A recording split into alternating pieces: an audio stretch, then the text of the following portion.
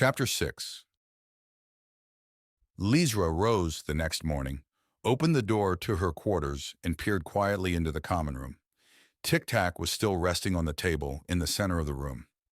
"Good morning," came the robotic voice from the small black box. "Oh, I'm sorry. Did I wake you?" "Not at all, Captain Lisra. I don't need to sleep in the same sense that you do." "Huh, so what did you do while we were asleep?"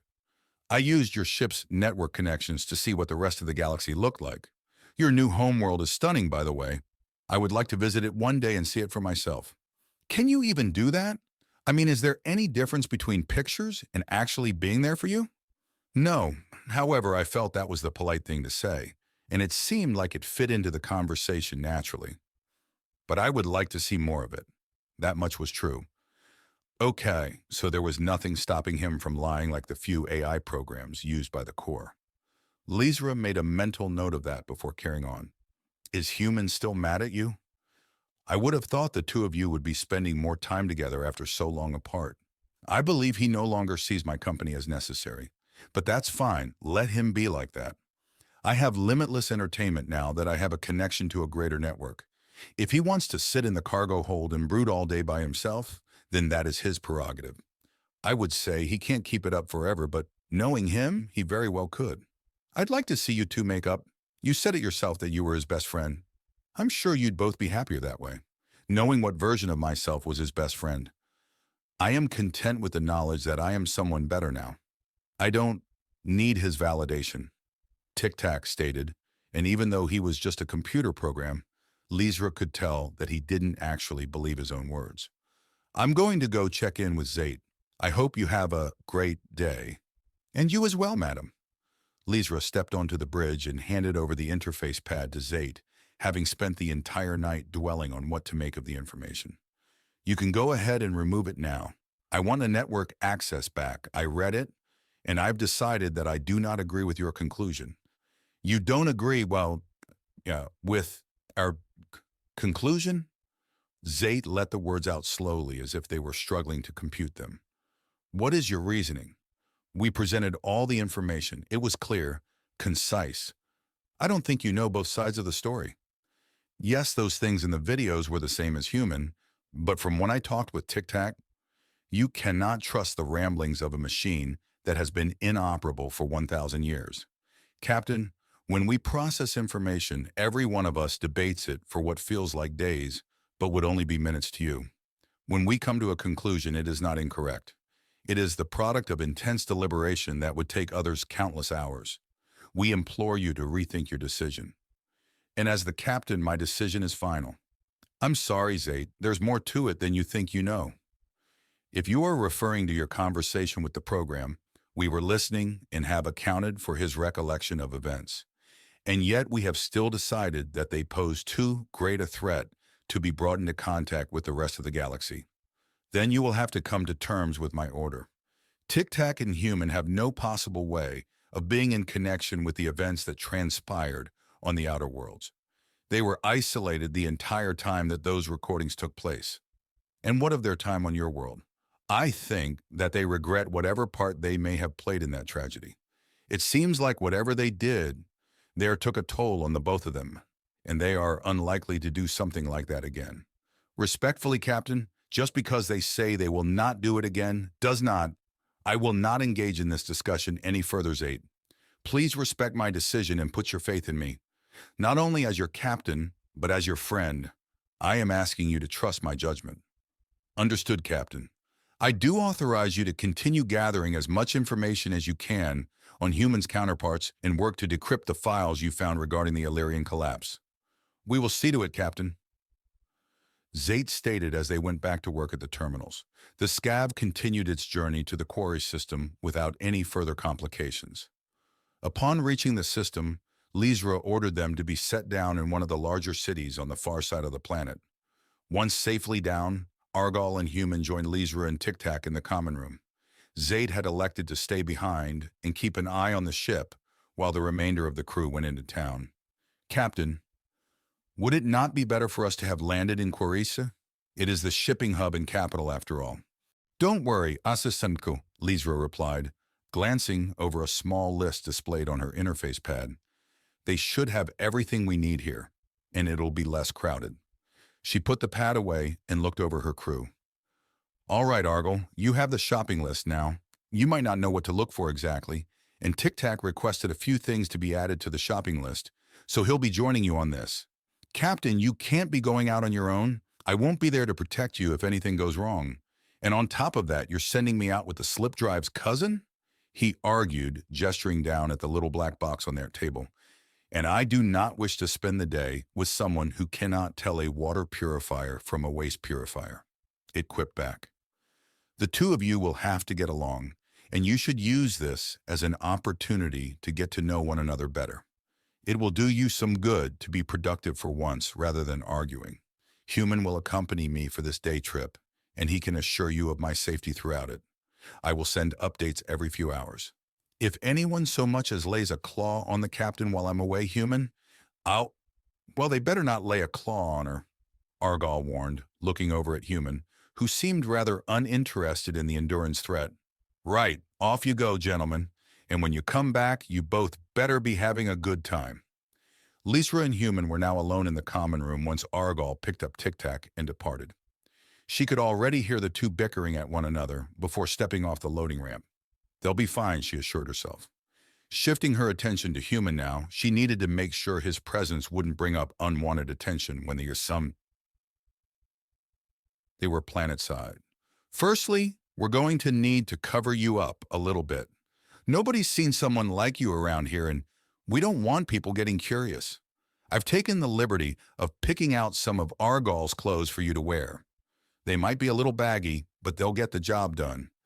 Which of these outfits do you think you'll look best in? She inquired, laying a few out on the table for Human to see. He doesn't have anything less colorful? Colorful is what's seen as attractive for his species. Personally, I think the red would be perfect. It's a nice contrast to your armor, if that's what you think is best. Perfect, Lysra said as she threw the robes at Human, and he awkwardly put them on. Once the red fabric was around him, the black armor plating shimmered, the dark plating now matching the crimson cloth exactly. Oh, well now that's too much red. Can you turn that off by chance? Right, I forgot about that. Once Human had shifted back to his natural darker complexion, Lysra gave him another piece of fabric to wrap around his helmet. This is supposed to be used for insulating hot objects in the engine room, but I figured you could use it like a scarf of some sort. Once he was dressed for the occasion, Lysra patted over to him and motioned for Human to follow. That just about does it. I have lots on our itinerary today for us, Human. Tic-Tac has already given me the rundown on what is and is not safe for you to consume, so you don't have to worry about that. First, we're going to try some food, then we're going to go see the balloon races. It's prime weather for them today. Lysra kept going on about everything she had planned for the two of them. During her monologue, Human stood there looking over at the small red and white creature, hopping up and down with excitement as she led the way. She started walking down the loading ramp, and he quickly followed suit. The two of them exited the spaceport and made their way into the town, the small Illyrian guiding the Human through the busy streets. It wasn't the largest city by any means, but like most in the outer worlds, it had seen little development since their introduction to the core. It consisted of many spherical white and blue buildings, some stacked on top one another to create pod-like skyscrapers. The streets below were reserved for foot traffic, while mag lines above guided various types of transports throughout the town. As they were walking down the path, another pedestrian, one native to Quarry, nearly crashed into the captain as he quickly exited a building onto the street. He hadn't bothered to look down as he burst out onto the road. Before he could make it any further, Human reached out, grabbing the innocent man by his long neck in a swift motion, and lifted him off the ground. No, no, no, it was an accident. It's quite all right. It happens all the time, Lysra yelped, pleading with Human to let him go. The poor man was struggling, trying in vain to pry off the vice of a grip around his neck. If he went any further, he would have stepped on your tail. How is that an accident? Human growled, glaring at the man he had trapped in his hand. He didn't mean to. Please, you're hurting him. Human released his grip, and the man dropped to the ground, gasping for air. He quickly ran off across the street, pushing past other bystanders to get away from the terrifying creature that had nearly strangled him. "Get your puny Enduran under control, freaks!" One of the bystanders spat on the ground as he passed by them. Human reached down and gently picked up the captain, placing her on his shoulder. "Thanks, I usually ride on Argyl's shoulder anyway. I just didn't know if it would be rude of me to ask you." "You're fine. You should be much safer this way. If they want to touch you up there, they'd have to go through me now." "I'm glad you're taking my safety seriously. The galaxy can be a dangerous place for someone of my stature. I have to admit it was rather rude of him not to look down. It's the very least he could do. I hope you didn't hurt him too severely." "He's lucky I didn't close my fist. He'll be fine. Maybe some bruising." "Thank goodness, I was really expecting you to take his head off the way you were glaring at him." "Why? Because that's what I was made to do?" "No, of course not," Lysra apologized, leaning forward to look into Human's visor. "I didn't mean it like that. I just meant you looked very angry when he almost hurt me. I know you're more than just some weapon." "I like to think that too." The pair continued on their way, stepping into a large market on the outskirts of the city. Large vaulted ceilings and massive doors facilitated easy movement of people and merchandise. The pathways lined with different vendors offering a variety of produce from all across the quarry sector. Lysra pointed Human in the direction she wanted to go, and he followed her guidance until they came across a stall sporting various species of fish and sea-inspired cuisine. "Tic-Tac told me that the fish from this planet would be one of the healthiest things for you, and they shouldn't have any proteins or compounds that would be detrimental to your health." "Thoughtful. So these things were alive ones?" "Well, yes, but they aren't like you or me. They weren't capable of thinking or feeling anything other than the desire to eat, reproduce, and survive. So don't think that you'd be eating a creature like me." Lysra laughed as she hopped down from the human's shoulder and peered through the glass at the selection of fish. "They prepare it a special way here on Quarry. It's always served ice cold. They freeze little pieces with liquid nitrogen and then shatter it into even smaller crystals. Would you like to try some?" "Maybe when we're back on the ship. I don't know how I feel about taking my helmet off in a place I barely know. My senses would be dulled, and I wouldn't be able to keep us safe." "Quarry is completely safe. We're about as far from the core here as you can get." "It's fine. I can wait." "Okay, we'll get some to go then. But you better enjoy it when we get back. I didn't bring you all the way out here just so you could keep an eye on me." Lysra purchased the food and along with a small metal refrigeration box to keep it fresh. As they made their way around the market, Lysra kept stopping and getting talked into buying more and more. By the time they left, Human was carrying 2 of the ice boxes on his other shoulder, along with his sack slung across his back, filled to the brim with other cultural staples of Quarry.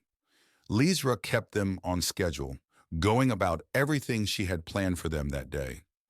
As they neared the end of their excursion, the once yellow sky of Quarry slowly faded into a deep crimson red. The red giant that the planet orbited settled on the horizon in a spectacular display that bathed the white buildings in its red glow. The shafts of light reflected off the windows at a precise angle that made the city appear to be glittering. And that is why it's one of my favorite architectural designs. As the day goes on, all the buildings change color with the movement of their sun. Stunning, isn't it? The town itself was nestled in a valley that was cradled between 2 large cliffs to the north and south. The duo were making their way up a small path on the outskirts of the city. It winded its way through rocky draws and steep chutes before finally bringing them to the tops of the northern cliffs. "Why are we all the way out here? Aren't the others going to be waiting for us at the ship by now?" Human questioned. "Don't worry, we're almost there. Keep it up. There's one last thing that I want to show you." Chapter 7. Once Lysra and Human crested the hill, in front of them was a long rocky peninsula which jutted out into the turquoise-green waters of Quarry. It split through the ocean like a dagger, the white foam of waves washing onto it, trying to bury it beneath the tide. Lysra hopped down from Human's shoulder and bounded down the path to a secluded black sand beach nearby. Looking out over the waters, the semicircle outline of the red giant was slowly dipping below the horizon. The water shimmered in the red light, shifting from green to a vibrant yellow in the sun's intense glare. The sounds of waves crashing ashore was all that disrupted the world around them, a tranquility undisturbed except by nature itself. I remember you talking about a beach back at the facility and how much you wanted to go to one. So I chose this place specifically since it has the most impressive quarry. We should be far enough away from the town that nobody will bother us. It's empty this time of day since they don't wish to trek all the way back in the dark. Can you see fine in the dark? Well, no, not really, but Tic-Tac said it wouldn't be a problem for you. Yeah, it's not a problem, Human said, walking out onto the shore. The tiny black stones of the beach crumbled underneath him, each step transforming the rocks into a fine sandy powder. He stopped a few meters before the water, gazing out into the setting sun that was trying to escape below the waves. He set the boxes down beside him and slowly seated himself on the beach, resting his hands on his legs and watching the world from between his knees. The green wake slowly washing up and licking the edges of his boots as he sat there. Is it everything you were expecting? Lysra asked. Going over to Human and sitting atop the boxes. Even better, thank you. The two sat patiently for a breath, taking in the ocean vista before Lysra spoke again. I don't think I'll ever tire of seeing things like this. Places like these are why I love the outer world so much. Untouched, pristine, just existing in their own little pocket of the galaxy. One thing we have that the core worlds don't is real, genuine nature. I know you've needed something to take your mind off, well, everything. You always seem so down and stuck in your own head. I hoped this could help you clear it. Human sat quietly, watching the sea rise and lower like a creature breathing in a slow, steady rhythm. He lifted his arms up to the base of his head before stopping, hesitating as if he was thinking something over. I think it'd be even better to see it with my own eyes. He submitted to the thought and released the clamps at the base of his helmet. A small hiss of air escaped from the edges before he pulled it off his head. Multiple wires and connectors dislodged from his ears and mouth as he let the mask fall into the sand with a heavy thud. His pale, hairless scalp a stark contrast to the pitch-black beach around them, and his sunken features told the story of someone who had seen better days. A jagged red scar ran from the side of one of his eyes to the back of his head, breaking up the symmetry of his face. He brought an armored hand up to block the light of the red star in front of him, squinting his eyes, which weren't adjusted to the newfound intensity. It's a lot brighter than I thought it would be, and everything's so quiet. He sat still as his eyes adjusted to the new environment. I don't hear it all anymore. The little things scurrying in the rocks behind us, the restless buzz of the city, the constant sound of your heartbeat.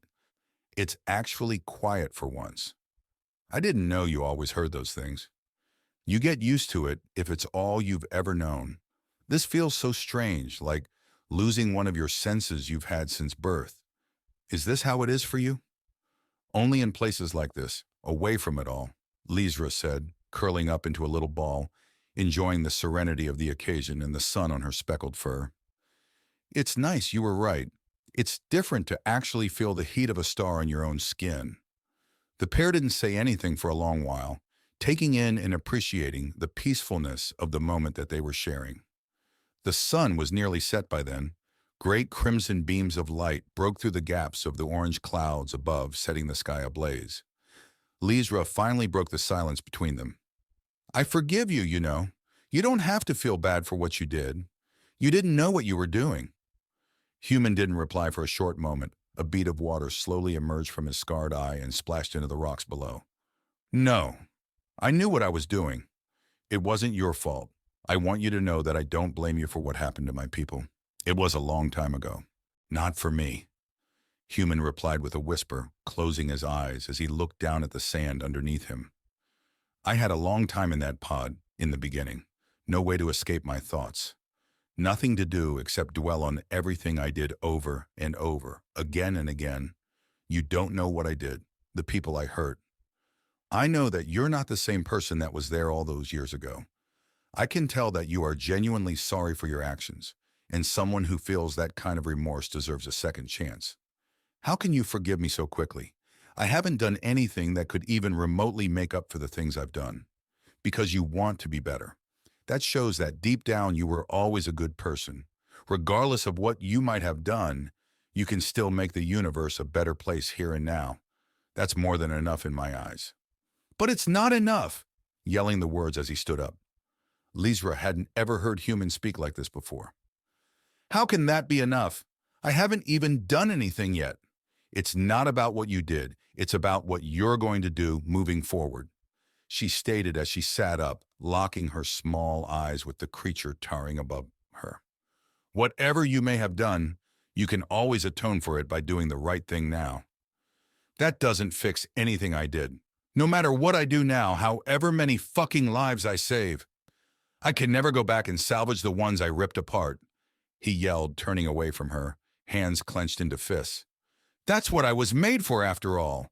I wasn't made to differentiate between right and wrong, good versus evil, to think. That was never supposed to be my problem. I was made just to do as I was told, and let somebody else worry about the mess. All I'm good at is destroying everyone and everything around me. Is that the kind of person that you think can be salvaged? You want to see how great of a person I've always been? Human reached over to something on his chest with trembling fingers. Nestled between the plates of armor and his bodysuit were a few small pieces of paper. He pulled them out as he turned around to the tiny Illyrian and threw them into the air over her. Lysra ducked down in fear as the photos floated to the ground around her, nearly getting caught in the breeze. That's how good of a person I was. See that happy little family in those pictures? How great and wonderful their life was. Lysra picked them up and looked down at the small collection of images in her paws. They appeared to be a personal keepsake one would have on them to remind them of their family. The first showed two of her own species at a beautiful connection ceremony, happy to spend the rest of their lives together at a beautiful mountain temple. The next was them holding a newborn child. You could see the joy in their eyes as they gazed down at it. Next, they were in a town, the father holding the little one up in the air as it smiled. There was one of two younglings playing together in a grass field, while the mother ran after them, trying in vain to catch them. The last showed the family of four together. The now-grown baby from the second image lifted the father off the ground, laughing as they tried to recreate one of the earlier frames. I slaughtered them, watched them bleed out and die one by one. And what did I do the whole time? I was laughing. I was fucking enjoying another casual day at work as the little ones begged for their lives, crying, and had watched their parents be executed right in front of them. Is that something that someone who was always a good person would have done? Who are you to forgive me? What gives you any right to say that I've changed and am any different from the monster who murdered that family? I'm not someone who deserves a second chance at anything. I don't deserve anyone's forgiveness or sorrow or any of that shit. All I deserve is to be put down and forgotten about like the rest of my people. Maybe then, when we're all dead and gone, the universe would finally be a better fucking place. Human, I apologize that... Lysra tried to speak but was cut off. You apologize? For fucking what? What do you possibly have to apologize for? You weren't the one that looked them in the eye and pulled the trigger with a smile. You live in this happy little bubble where everything's so great and nobody's truly all bad, just misunderstood. Well, newsflash, Lysra, the universe isn't some magical place where the good always win and the bad guys lose. 'Cause if it were, I should have died a long time ago. Lysra looked away from the images clutched in her shaking paws, tears flooding her own eyes now. Well, excuse me for thinking that there might be some remnant of a genuine person behind that emotionless facade you put on. I tried to give you the benefit of the doubt and hope that maybe, just maybe, you're not the monster everyone wants me to think you are. But clearly that's all you see yourself as. You may have escaped from the human ships, but if you can't escape from your own head, then what was it all for? Why even go through the trouble if you're just going to sulk around feeling sorry for yourself until the end of time? Sorry for myself? I'm not sorry for myself. I couldn't give less of a fuck about myself or how I feel. The only thing I even remotely feel sorry for is all the ones that actually deserve to be alive instead of me. Does it feel good taking that anger out on me? Do you feel better yelling at the one person who's tried to show you that there's more to the world than just anguish and sadness. I just can't wrap my mind around it. You don't know the first thing about me, and yet you sit here and tell me how I should feel, as if someone like you can even begin to comprehend what I've seen, the shit I've done. You think I'm someone deserving of kindness? Human nearly crying now, getting his words out between choked breaths. All my life, this universe has shown me nothing but malice and hate from the moment I was forced into existence. And from that day on, I've made sure everyone else felt just as awful as I have. So what have I done to earn anything better?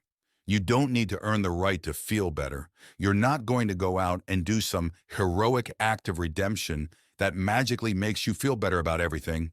Lyzra yelled back, getting just as emotional as Human was. You don't need to save me from the great danger of someone walking out of a store or go back in time and rewrite the history of my people for me to forgive you.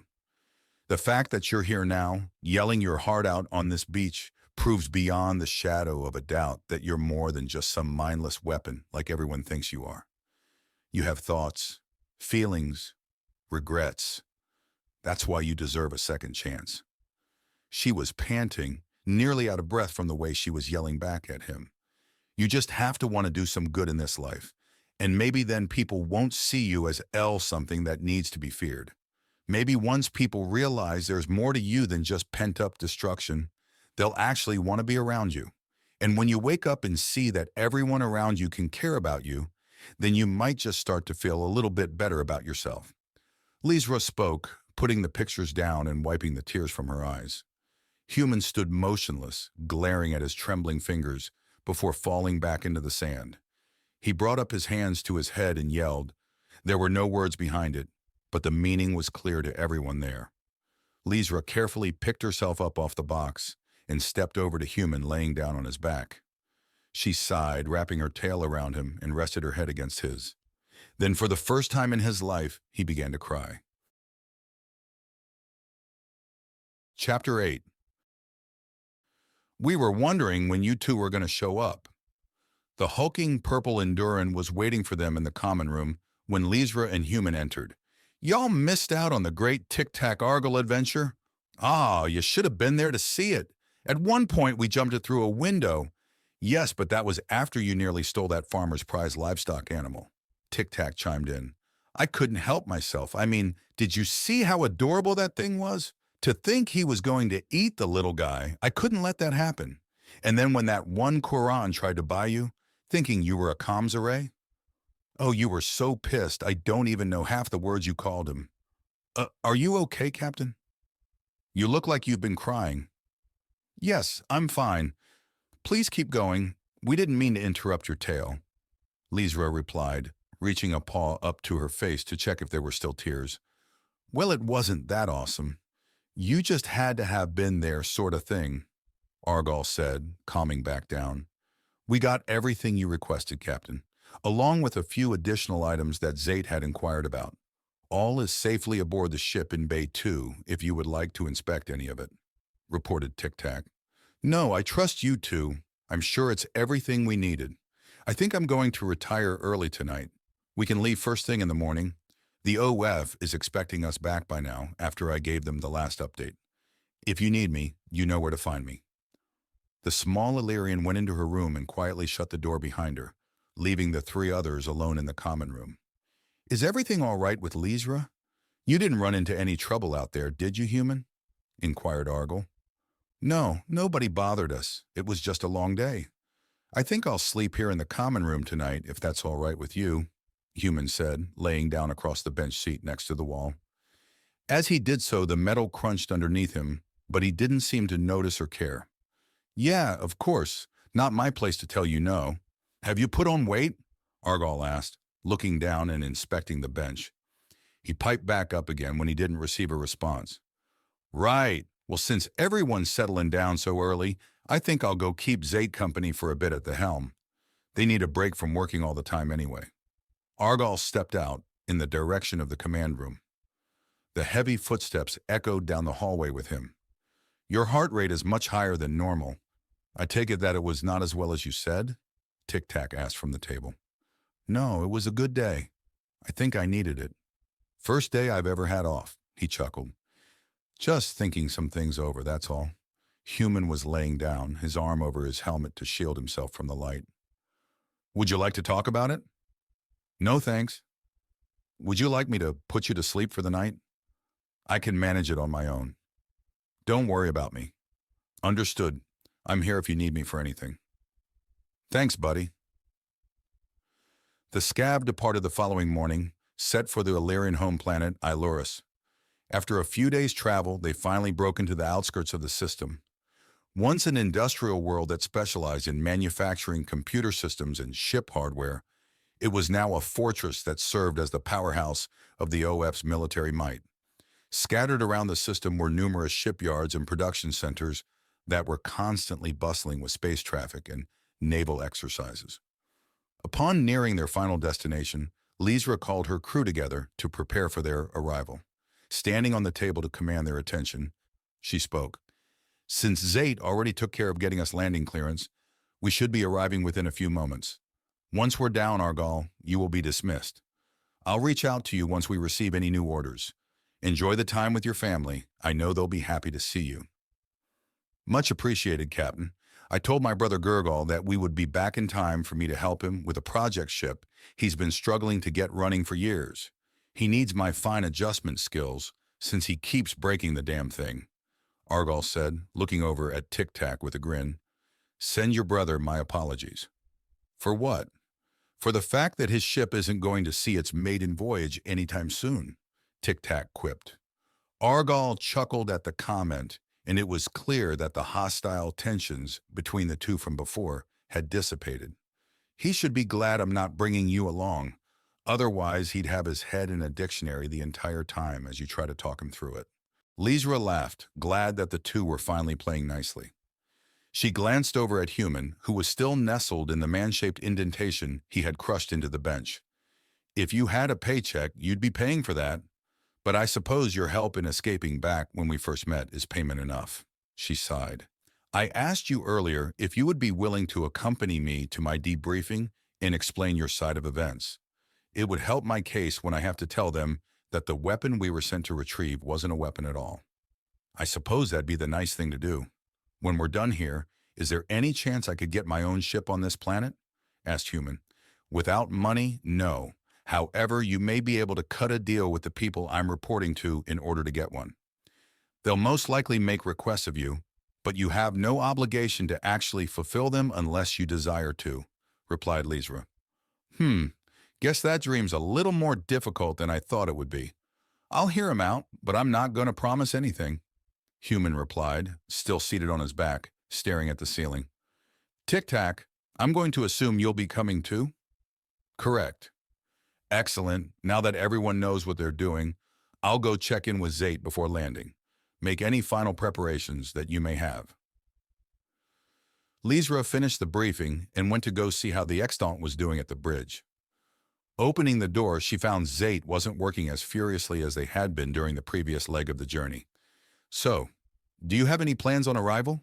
She asked. Not particularly. We don't enjoy being planetside very much. Our work can be completed from here, Zate responded quickly, casually tapping away at one of the interfaces. I've already compiled and forwarded our mission report. Our presence will not be necessary at the briefing. You already sent it to them? I never got to look over the final draft. You know that was supposed to go through me first, complained Lysra. We finalized it when you went on to Quarry. When you returned, you appeared fatigued. We did not feel it was necessary to burden you with a simple formality, the Extant explained, keeping its attention focused on the interfaces. I do not appreciate you going over my head on this. It may have been a formality, as you put it, but those reports are still one of my primary obligations. She sighed, exasperated, bringing a paw up to rub her face. Anything additional that you included that I might need to know? Nothing that we have not already briefed you on. All right then. Well, enjoy yourself while we're gone, and keep the scab in good shape. Is there anything that you'd like me to bring back for you? No. All is well with us. We shall see you when you return, Zate stated coldly, never once stopping her work to look at the captain. The scab made its final approach to a small of base on the outskirts of one of the larger cities. The majority of the installation's land was dedicated to the spaceport. It was filled with the hum of ships' engines as they constantly arrived and departed in all directions. It was a kind of controlled chaos consisting of narrow misses and quick departures that could only be achieved by the X-10s at the helm of every vessel. Instead of landing in the center of the facility like the rest of the ships, the scavs settled down into an enclosed hangar embedded in the ground nearby. Lysra was still at the controls when she noticed how they had not landed in their usual dedicated space. "Zate, why were we cleared for an enclosed pad? We have classified cargo aboard. It was at the request of your superiors that we exercise caution when bringing it planetside," they said without hesitation. "As I said before, Zate, you have to notify me of these developments. And if you're referring to our guests as the cargo, I'd rather you not. At least there's less walking this way. I'm not complaining about that. We'll talk about this when I return. I've given you too much leniency with your duties, and you've been taking advantage of that far more often than I would prefer." Lysra departed from the room, heading out to be the face of the ship when they all exited. When the scav finally touched down, it was accompanied by a large thud from above as the landing pad's hatch closed. Lysra opened the cargo bay doors and signaled for the ramp to be lowered to allow their departure. At the bottom, waiting for them, was a squad of heavily armed Endurans and Brunts with heavy weapons pointed at the crew. Another Illyrian in a pristine white uniform was sat atop a small platform that hovered at eye level with the soldiers around him. He was positioned in the center of the squad and looked less than happy to see them. "The one on the left, seize him. Isolate the remainder of the crew and search the ship. Leave the extant," he said curtly whilst looking upon the shocked expressions of Lysra's group. "Wait, what? What did we do? We're returning from our mission. Ensign Marketh, you sent us on this mission. What's the meaning of this?" Lysra yelled down as the squad advanced towards them, weapons never leaving their targets. "You will receive justification following the safe procurement of the weapon and your subsequent debriefing. That will be all for now," Ensign Marketh countered, while folding his arms and looking up at her with annoyance. "Wait, even me? I've got plans today," Argal shouted, looking down at the ensign, who was already turning to leave. "Guys, come on! It's me, Argal, whoa," he said, drawing out his name. "You don't have to point those weapons at me. Drewball, we're brothers. You're really gonna do this?" "We're all brothers, jackass. That's not gonna get you any favors with us," said a different one, as he placed Argal in cuffs without resistance. Human stood there quietly looking down at the measly security squad in front of him, his intentions unclear as he analyzed the situation. He seemed to make up his mind and was getting ready to move, but before he took any drastic actions, Lysra quickly clambered up his leg and onto his shoulder, throwing her paws in the air. "Wait, he'll go willingly. Please, we don't need to make this any worse than it already is. We'll cooperate," she pleaded. "Orders shall be obeyed. If it steps out of line, we will use force," growled one of the Brunts from the center. One of the others threw a pair of cuffs up the ramp to Human. "Put him on, and you, off of him," he yelled, never taking his barrel off of Human. Lysra started to get down, stopping on Human's back for a moment when she was out of their view, speaking only loud enough for him to hear. "Just go along with it. I'll work something out. Please trust me with this." She hopped back down onto the ramp and walked up to the squad holding them at gunpoint. One of them tried to reach down and grab her. "Get your hands off of me. I am an officer." He didn't press any further, the majority of his attention on Human, who slowly donned the cuffs and stepped forward with his hands up in front of him. Lysra was separated from Human when they entered the base. He was rushed off down a hallway in the opposite direction of her, and she was ushered after Ensign Marketh. When she arrived at her destination, she was on the glass side of an interrogation room filled with a few other officers and military personnel. The opposite side of the glass sat a blank metal-lined room with a heavy door and a single bench in the center. "You're dismissed, Prior. We'll take her from here." Ensign Marketh barked at the Brunt, then looked over at Lysra. "You will aid us in the interrogation if requested, and will remain silent unless prompted to speak. We will discuss your own actions once we're finished here." "Ensign, you don't understand who—" "The only thing I wish to hear you say from this point onward is yes, Ensign. Am I understood?" Yes, Ensign. Good. Commander, we will have the subject here momentarily. Are there any questions that the board has for Captain Leesra at this time? Marketh said, looking at the most senior officer in the room. No. They have read the report. I will be acting on the board's behalf for these proceedings, replied an aging Illyrian with silver and orange fur. His white uniform was weighted down from the large rack of ribbons and medals that adorned his shoulders. Remember, Ensign, it currently believes that the rest of its species is dead. We have isolated all of the information regarding this case in a severed computer system to prevent its AI from accessing it. We cannot allow it to realize its species may in fact still be alive. Keep that in mind during the questioning. Of course, sir, Marketh acknowledged.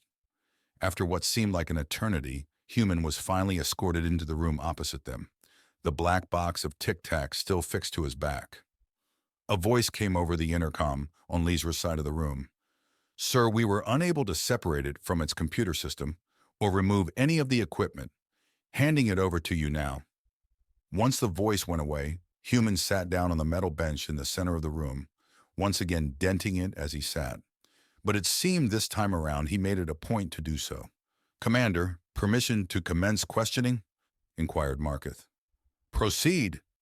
This is Ensign Marketh of the Outer Front. Are you able to understand me? Human sat quietly, his orange visor fixated on the glass. I will repeat the question. Do you? Yes, the room of officers had no reaction to Human's voice. They must have understood what he said. Leesra guessed that Zate had already sent the translation of Human's language with the report. She couldn't believe that they had gone behind her back and orchestrated this without telling her. She stared through the glass at Human, hoping he wasn't thinking of doing anything that might put him in danger. State your name for the record, Marketh said, starting up again. Human. Do you know why we are holding you here today, Human? No. On the display in front of you are images depicting a species that resembles you. Are you a member of the group in the picture? Leesra looked at the interface monitor on their side of the room and recognized the images as showed up one after another. They were the ones from the files that Zate had given her, these showing a group of humans killing her people in that ancient Illyrian town. No, you share the exact same appearance as the species in these images. Is this your species that you see in the pictures before you? Yes. Other than you, are there any more of your species that currently reside in the galaxy at this moment? No. Are you now, or have you ever been, affiliated with the Corps or any of its past military operations? No. Do you have connections to any currently living creatures outside of the ship that brought you here today? No. You will remain here until you answer the questions truthfully and completely. We expect more than single-word answers. Am I understood? Marketh stated. Human stood up, looking directly at the officers through the glass. I remain here because that's what I choose to do. You remain alive for that same reason. Am I understood? Chapter 9. I remain here because that's what I choose to do. You remain alive for that same reason. Am I understood? The room seemed rather uncomfortable with the words that Human spoke, looking between one another nervously. The commander steadied himself and addressed the room, breaking the silence. No need to be alarmed. That is a 5-inch thick ballistic barrier. It's not going anywhere, he reassured the group. They settled down to let Marketh continue. He cleared his voice nervously before speaking again, trying to present himself as unfazed. Moving on, before you is one final picture. Do you recognize the ship in the image? This time it showed a strange ship that looked similar to the ones from Zate's file, but on a much grander scale. The accompanying measurement showed that it was nearly 20 kilometers long and half as wide. Why are you showing me 1,000-year-old pictures?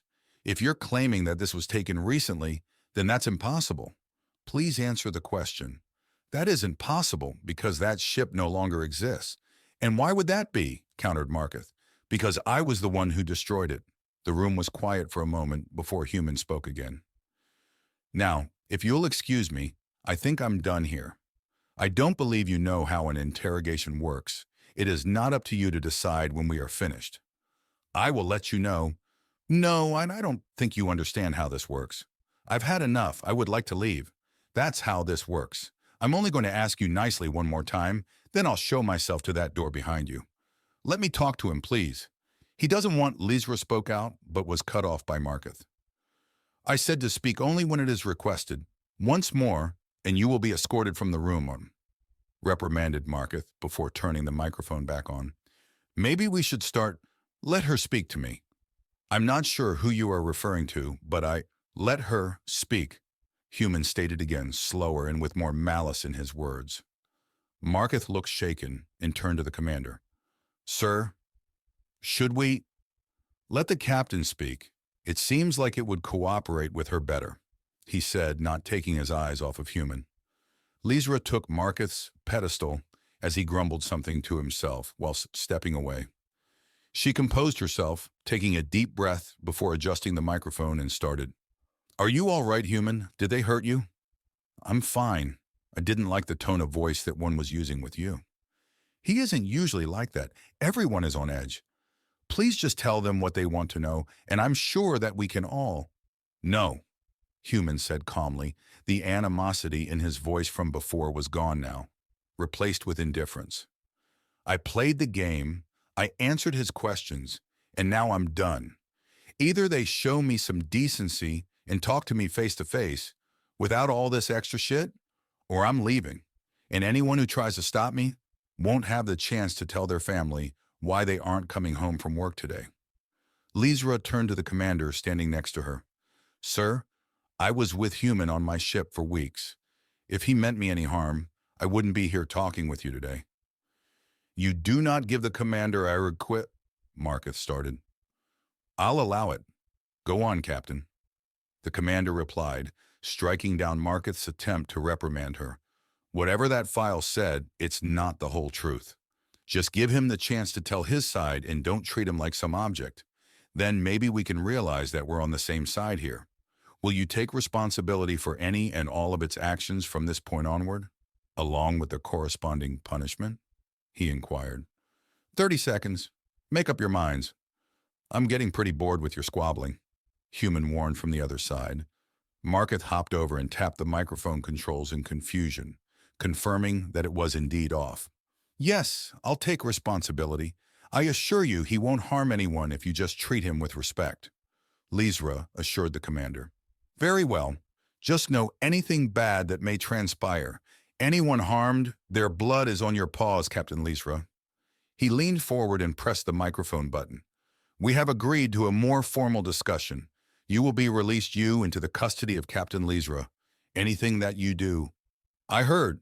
I'm waiting, Human said coldly as he twisted his hands, causing the metal cuffs to clatter uselessly to the floor. The group exited the room, making their way to the other end of the heavy containment door.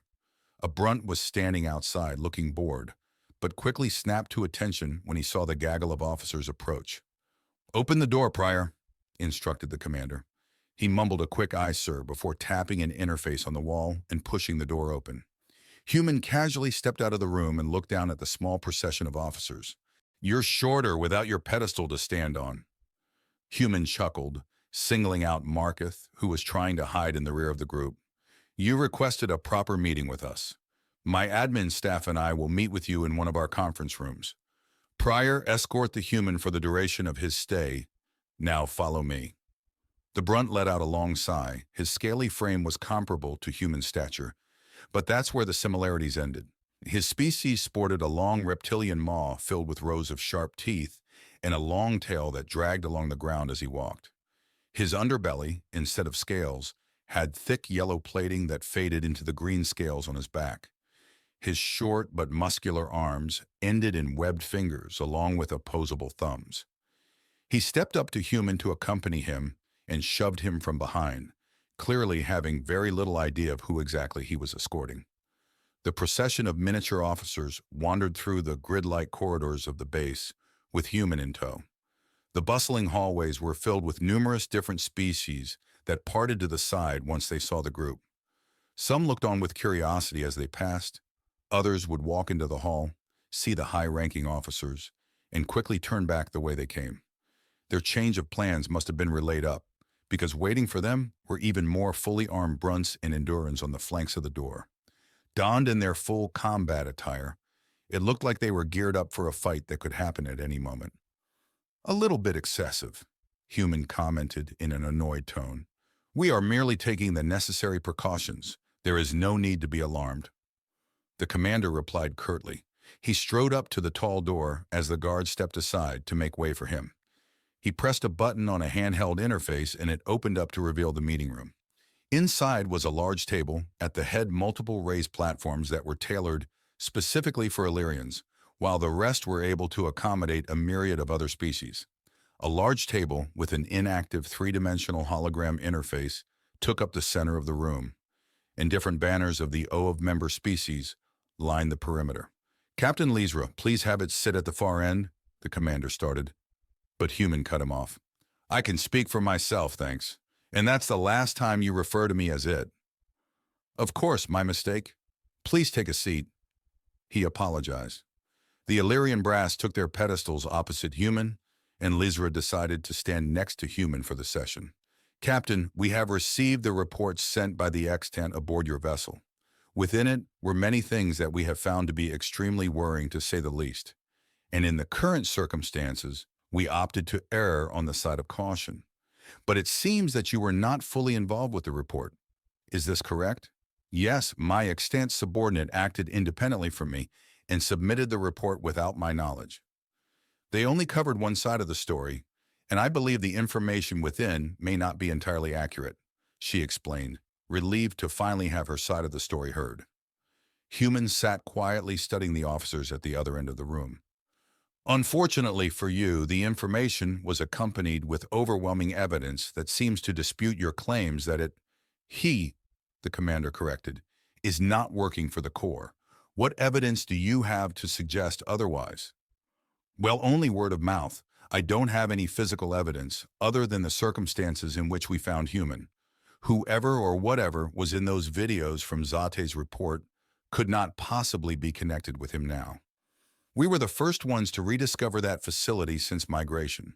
He had been there long before and long after any of those recordings took place.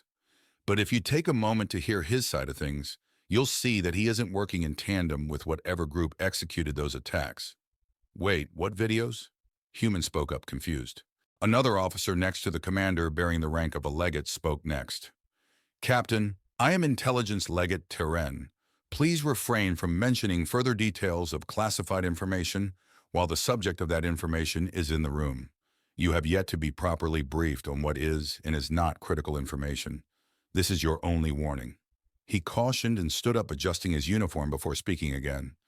"I reviewed the dossier that was presented to you during your voyage. It depicted data that directly links this Human with the Corps and groups that have executed numerous attacks, not only on our own people, but other of factions over multiple decades.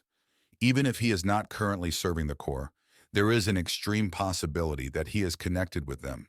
Yet when presented with this information, you chose to not only act against the recommendation of an extant, which is generally considered unwise, but to then bring this potentially dangerous individual to our most vital system. I question your true motives now, or at the very least think you showed an extreme lapse in judgment and an inability to think of the potential consequences of your actions. I acted in accordance with the information that I had and my own personal ethics. I did not believe it was right to execute someone who might be connected to an enemy. But from what he's told me, he no longer wishes to work for anyone other than himself." "And once again, do you have any proof to support these claims, Captain?" the legate asked. Lysra was quiet, trying to think of how to reply before Human spoke up. "I thought I was supposed to be the one questioned here. How can I prove my innocence if I don't even know the information that's being used to convict me? We are merely trying to discern whether or not you have any possible connection to the Corps within the last few centuries. We have no way of verifying your presence at that facility for the entire 1,000 years you claim to be there," answered the commander. "I have the evidence that you seek," answered Tic-Tac from Human's back. Human reached around, removing Tic-Tac, and placed him on the table in front of the officers. The hollow interface on the table flared to life and projected a two-dimensional screen for the officers to see. I possess a complete recording of the last 1,036 years since I was reset. I will replay the recording from the moment we entered the facility up until our recent release. I will time-lapse the years in which no movement was detected aboard the facility. But as you will see, there are no cuts. The first part of the footage was from Human's point of view, as he landed a damaged ship onto the surface of a rocky moon before stumbling up to the facility. He looked down at his hands, which were covered in blood, slowly making his way up to the airlock doors. Tic-Tac's voice in the recording sounded through the display speakers. "Just get me to the door. I'll take it from there. I will let them know that we're surrendering. This place should still be inhabited because their colony ships haven't passed through the asteroid belt yet. I just need a second to breathe. I'll get us there, buddy. Don't worry. Power is at 3% and dropping fast. We do not have very long." Human trudged up to the door, pulling the black box off of his back and placing it on the ground next to one of the airlocks. Fiddling with a few different wires, he connected the box to the facility's door controls. "Okay, I'll take it from here. I'm putting you to sleep to preserve power. Do you trust me?" "Of course, I got nobody else left now, do I?" He laughed before slumping down with his back against the door, and the sound of his breathing slowed. The timestamp stayed the same, but the feed shifted to the security cameras of the base. A small team of ancient Illyrian soldiers, donned in primitive spacesuits and ballistic gear, made their way out and surrounded the body on the ground. Their fear and anxiety was clearly visible in the video. The feed was blank for a moment, and Tic-Tac spoke up to explain. "After they retrieved us, it took much convincing for them to allow me further access to their systems. But as you will see from the next recording, it is dated only 1 month later. In the next portion, a group of Illyrian scientists were working in the same room Lysra had originally found Human in. They finished making some final adjustments before Tic-Tac's voice sounded in the video once again. "It seems to have worked. Excellent job, Professor Arini. Now that I am no longer operating in low power, I can assist you with anything you need going forward. We only have a few months before your ships arrive, and together we should be able to finish your project. I do hope you can keep your end of the deal. The future of our species depends on this project's success," replied one of the scientists. "Do not worry. We will have it completed before their arrival. Now let's not waste any more time." After the conversation, it shifted to a time-lapse over a few months, the footage never shifting to a different room. Slowly, the cryostasis pod began to take shape as sped-up flashes of scientists worked diligently around the clock. Months of progress took shape in seconds. It slowed down again to show Human getting into the pod as they tested it for the first time. "It seems to be working. This is incredible. If we can get this technology to the generation ships, then it could change everything. Everyone who's alive now will see the new world," the lead scientist exclaimed excitedly. "And with the test that we were able to run on the Human you brought us, we were able to get it working without harming any of our own personnel. We've also been attempting to reverse engineer the technology in his suit and have signaled back to the ships that we're close to developing something that we could use ourselves. We truly can't thank you enough. I'm happy I could assist you. Without your help, my Human and I would have surely perished. We finished it just in time too. They can still retrieve us.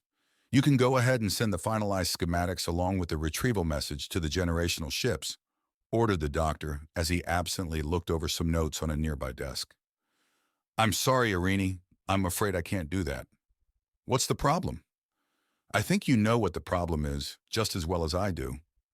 The monotone inflections of Tic-Tac's voice sounded cold and devoid of emotions. "What are you talking about?" the doctor asked, getting increasingly worried.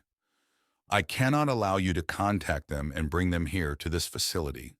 I will not have your desire to be retrieved jeopardize my mission." "I'm sorry?" "The mission is for us to complete the work. You are going to save our species since yours nearly destroyed it. That was the deal," the scientist yelled in shock. "Yes, that was our mission. I assist you in completing your project and ensure your species' survival, but that is not my mission. Our deal is complete. However, you and your team's retrieval is not necessary. Do not worry. I will send the schematics to your ships in an untraceable message. But I cannot allow you to bring them here and endanger my partner. That is my mission. What are you talking about? We'll explain everything. He can come with us. You can't do this. After everything we did for you, that is not a risk I am willing to take. It really was excellent working with you, Professor Arani. I am truly sorry that it had to end this way. The scientist tried to make a move towards the box, but before he could, the door to the room was opened and he was sucked into the hall outside, which had had its atmosphere purged. The door closed behind him and the room was plunged into silence. There was another time lapse. The room remained unchanging as the years passed. A small clock on one of the cluttered desks in the room confirmed the passage of time, year after year. Once the door opened and Liesra saw herself walk in, the hollow interface ceased transmitting. Chapter 10. The room sat in silence after watching the events that had transpired on the hollow display. The first person to speak up wasn't the shocked Illyrian in the room, but human. "You piece of shit. You told me they were the ones who decided not to put me to sleep before locking me in there. You didn't realize I was conscious until 5 years later. Then you go and kill them for helping us? Why would you do that? They could have gotten us out of there a long time ago."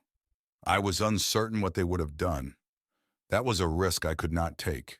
They could have become hostile upon arrival once they realized that one of the ones requesting transport was a member of the species that had killed all of their friends and family. It was a necessary precaution. We said we were done with the killing, yet you did it while I was stuck in there, then decided not to tell me. Why would you even show them this? They didn't like us before. Now we're totally fucked. How would this prove our innocence? As you can all see, we were in that facility for the entire length of time up until this point. Tic-Tac addressed the room, seeming unaffected by the events in the video. Your main concern is that we are connected with recent events. This disproves that. We thought Professor Arani sacrificed himself to save our people, but you killed him? One of the other officers blurted out. I also was responsible for the creation of the cryostasis chambers that saved your people. A few lives for thousands. Tic-Tac stated coldly. Regardless of how you see it, you took the life of one of the most regarded individuals in our species' history. Rationalize it however you wish, but you did it to save your own. This may clear your name from potential affiliation with our current adversaries, but does not resolve your crimes against our species. Both of your crimes, the commander declared, glaring at Human, his emotions finally starting to show. That was a very long time ago, but now there should no longer be any doubts about where our loyalties lie. My sole prerogative is to keep my partners safe. Tic-Tac's robotic voice only seemed to cause the rest of the room to grow more anxious the more he spoke up. It was what had to be done to ensure our freedom in the past and show that now we have no connection with whoever you may be at odds with in the present. It may confirm your past, but cast further doubts about whether or not you pose a danger to our people. You also claim that you destroyed the ship in the image we presented you. How do we know this was truly your doing? Questioned the intelligence legate.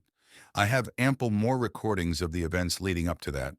We stopped them before they could finish the job and wipe your species from existence, and then facilitated the development of a technology that ensured your continued survival. You are welcome, Tic-Tac stated proudly. The room remained quiet for a moment, everyone debating on how to continue with the questioning. Liesra seemed rather worried after witnessing a side of Tic-Tac she hadn't known existed. The other officers were doing their best to maintain their composure, having learned of the true fate of one of their species' greatest heroes. The commander took control of the conversation again and spoke up. You have told us a great deal today. We will have to analyze all the information we have and the board will come to a final decision. This meeting will be forwarded to them for further review. Unless there are any more questions from my colleagues, I believe it would be a good time to take a recess. Hold on. Let's not end this on a negative note. Human spoke up, addressing the senior officer. As bad as this has been, what else can we do for you? We've given you all that we have that might show we don't harbor any ill intentions. I get it. We don't exactly have a pristine reputation with your species, but I'm trying my best to make amends here. Tic-Tac chirped up from his place on the table. Would you be open to an exchange of technical information? I have analyzed your current military technology. and you are vastly under-equipped in comparison to the forces you are up against. As a further display of our remorse, I could give you the schematics for devices that may help even the battlefield, in exchange for our freedom, of course. There would be stipulations to your release if we do end up deciding to go that route, the commander informed them. And those would be? Asked Human. It is not my place to decide. As I stated before, we will review the information that you promised to give us, along with the testimony from Captain Leesra, and decide how to proceed from there. All I ask is that you be patient and allow us some time to analyze everything, so that we may come to a proper verdict. Until then, you will remain here under our close supervision. We will give you appropriate accommodations, and you'll be treated respectfully. I believe that is not a ridiculous request for me to ask of you. With that, I call this meeting to a close. Human sat in a modest room that had been set aside for him, laying down on the cushioned bed in the corner that was likely designed for an Indaran. Most of the day had already come and gone, and he figured it was already nighttime on the surface. He glanced over at the brunt in the corner of the room, who hadn't taken his eyes off of him. And you're still here? Why? I was told to watch you. I am the keeper of the human, guardian, for all that reside here, he replied, as if he was confused by the question. You could do that from outside, you know. At least stop staring at me, and maybe blink once or twice. Blink twice if you're in danger, Human told him. But how can I continuously observe you if I'm not constantly observing you? That would not coincide with my orders. And if I blink, then that is 1 second that I am not completing my righteous duties. I shall never fall to my physical limitations, no matter the strain on me. I yield not to weakness, to hunger, to fatigue, the brunt said between slow, deep breaths. Wow. Okay, that's dedication. Maybe you could look a little less tense and stop breathing so hard? I cannot take a break. I am the sentry of the human. All right, have it your way. You'll be here a lot longer, I'm sure. You're going to have to rest eventually. Duty spares no time for breaks, so neither shall I. I'm sure you're very entertaining to be around when you're not working, Human said with a sigh, sitting up on the bed. Not working? That would mean rest. The glorification of my duties is my rest. All right, well, this isn't going anywhere. Tic-tac, any updates so far? He said, picking his box up off the bed and putting it on the table beside the bed. I've been monitoring their systems closely, and there is no information regarding you going in or out. They're being extremely thorough, not to mention us in their networks. Currently, the officers from before are still in the conference room, but have turned off the microphone within. Zate must have informed them of how easily I can breach their network security. Leesra was speaking with them for quite a while, but she was dismissed a few moments ago and is currently en route to our quarters. Maybe she'll fill us in. Think they're going to decide to let us go? It's possible. And if they decide not to? Tic-Tac questioned, already knowing the answer. We leave anyway. Are you sure that's the right decision? I'll do what I have to do. At this point, I'm pretty fucking tired being held places against my will. Very well, she's here. A moment later, Leesra opened the door and stepped into the room, looking over at the brunt breathing heavily in the corner, his eyes straining from his refusal to blink. Oh, that one's still here? What is he doing? And why does he appear to be in so much pain? Taking his job way too seriously, that's what. Human chuckled. Prior, you are dismissed. You can wait in the hallway until I leave. Captain, I shall never quit my post until properly relieved. I am the shield of diligence, the restless watcher, always ready. Always. I'm moving your post outside the door. Watch from out there. As a prior, you are to obey a lawful order. She commanded, rubbing her face with one of her paws in irritation. The brunt slowly backpedaled out of the room until he was outside the doorway, never facing away from Human, ensuring to maintain eye contact throughout the entire process. Leesra pressed a button on her interface pad and the door closed in his face, the loud breathing still audible on the other side. What's his deal? It's not his fault. They're all like that. The brunts, that is. The Corps genetically altered his species and forcefully bred them to be unable to disobey orders. I say they did too good of a job. We're trying to help them, but it's difficult, the small captain said as she made her way over to the pair. I hope that what you witnessed earlier does not tarnish your opinion of me. I felt I had no other alternatives at the time and resorted to an unfortunate extreme, explained Tic-Tac from his place on the bedside table. It was unsettling seeing that side of you. But honestly, from what you both have shared with me over the past weeks, I doubt that's even remotely close to the worst thing you've done, as bad as that may sound. I still don't feel threatened when I'm around you two, she said, hopping up on the table and leaning over onto Tic-Tac. I told them everything I knew, but they're still worried that if they let you go, you'll run off and hurt others again, or worse to the core. And the fact that Tic-Tac is in our systems only furthers their suspicions. My apologies, Lizra. I attempted to cover my inquiries. However, I deemed it a necessary risk. It was the only way I would be able to monitor events and predict if there would be any actions that might endanger us, Tic-Tac stated. No, I understand, but it works in the favor of those arguing that you need to be detained longer, or worse. The board should come to a decision soon, since this has taken priority over everything else going on right now. I doubt you will be waiting around very long. Just please don't do anything drastic until they come to a verdict, the captain said worriedly. I'll wait. Hopefully what Tic-Tac gave them was enough to satisfy their requirements for releasing me. What did you give them, by the way? Must have been important enough to them for their debate to be lasting this long. The full recordings of the events leading up to the destruction of the precursor, a version of your MAS's underweave that might work for them, along with everything we managed to acquire regarding human operations before and during the Illyrian campaign. Why didn't you give them the full production plans for the MAS? Human inquired, referencing his armor suit. I saw the OF's manufacturing capabilities when I was in their networks. If I had given them the entire schematic, they would almost certainly attempt to mass produce them, and in trying to do so, they would likely bankrupt their economy. Then how did the old humans manage to do it? If that ship was as big as it looked in the picture, there had to be thousands of others like you, asked Lizra, picking herself up and sitting on top of Tic-Tac without skipping a beat. Closer to hundreds of thousands. Does your entire species have the tendency to always try to find high places to sit or stand? The computer system grumbled. I never really thought about it before. We really just do it without thinking. Our ancient ancestors would spend their whole lives in trees.